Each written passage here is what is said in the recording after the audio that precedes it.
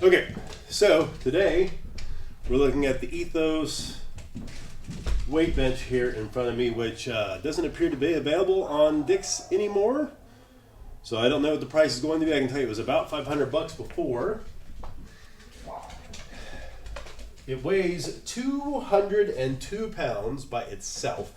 I was not able to dig up an actual weight capacity, so I don't know what that number is. I would say take 2.5 times the weight of the whole thing. That's still 500, so 600-700 pounds maybe. Who knows? It is 3x3 steel. It is a direct ripoff of the West Side barbell bench, which is closer to 2,000, depending what all you get with it, of course. But 3x3 steel. There is a pipe and pin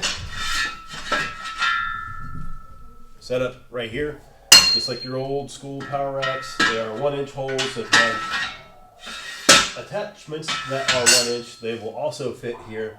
But I mean, you know, you're talking nipple height here for me. I'm right at 6 foot, so there you go. That's how tall that is.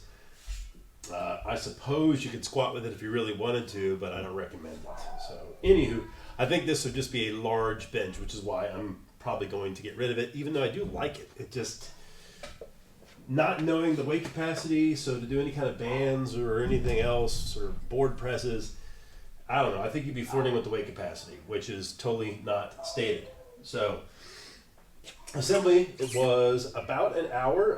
Kind of a pain to put together by yourself, but obviously doable. I did it. So these are adjustable all the way up and down, including below the actual bar. For some reason, I don't know what you would do with that, but if you wanted to set it up below your feet, you could. I don't know why, but you could. There's even a spot here for some holes, so you got some 1-inch attachments. Again, they could all go there. You could do some band work and things of that nature. The actual jade cups here there's a pin in the back to hold them in place. They are like a hard plastic rather than more of like a rubbery material, so I don't think it would scratch your bar up too much, but it's not as nice as the rubber. So there's a couple step backs from the more expensive bench, but I think for the, we're talking 99% of people, this is going to be perfectly fine. You got a nice little spotters rack here so that they can reach down and grab it without putting their balls directly in your face, which is always nice. Do some work that way if you wanted to. So that is that. That's the positives. Let's talk about the negatives a little bit. Well, I already talked about the JPEG, or the JPEG, the J-cups here not being as good. You could buy another pair, I suppose, if you wanted to, but then you're putting another $100 probably into this. I think it's functional as is. The bench itself it's okay, right? So this is standard for like a home gym. If you bought a regular weight bench of any kind that wasn't like a commercial, this is what you would get. There's some plywood under here, a little bit of foam, about 1 inch or so thick.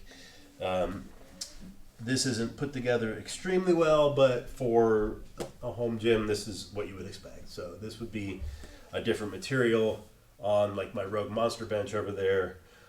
This would be a lot thicker. I have the Thompson pad on it, which is going a little overkill perhaps, but it is obviously better for a lot of reasons. This part is reasonably wide. It's not quite a foot. It's about 10 inches, give or take, which is enough to get my shoulder blades on there, which is important for me, as I've stated in previous videos. The pad is a little too slick, in my opinion. So if you really get dug in, which I will here in just a minute, if you're really pushing with your feet for like a max, or you're trying to get like a lot of leg into your bench, I think you can push yourself right off. Also, where your head goes, the bench narrows to about 8 inches. So, I mean, it's shaped more like your body, but I don't know, man. This is probably all okay, other than the fact that we don't know the weight capacity. I think this is the weak point right here. This could be upgraded just a little bit. Just having grippier material would do a lot here.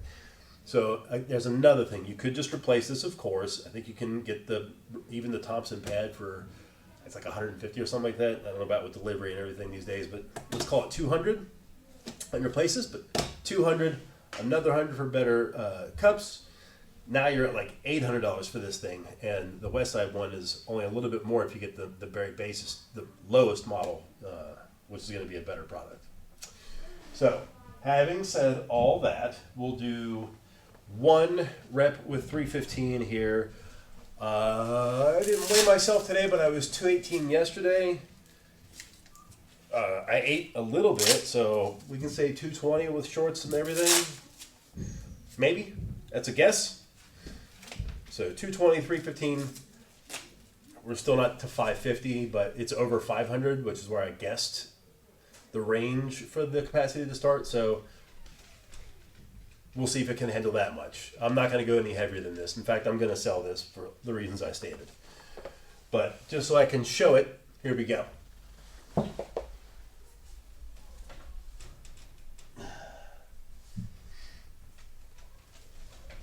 Ooh, this is a Rep Gladiator barbell, which I will discuss in the future. There's a mix of plates on here. The last of which is the Biggins plate, which is, if you're old enough, a great joke. If you're not, I'm not going to explain it.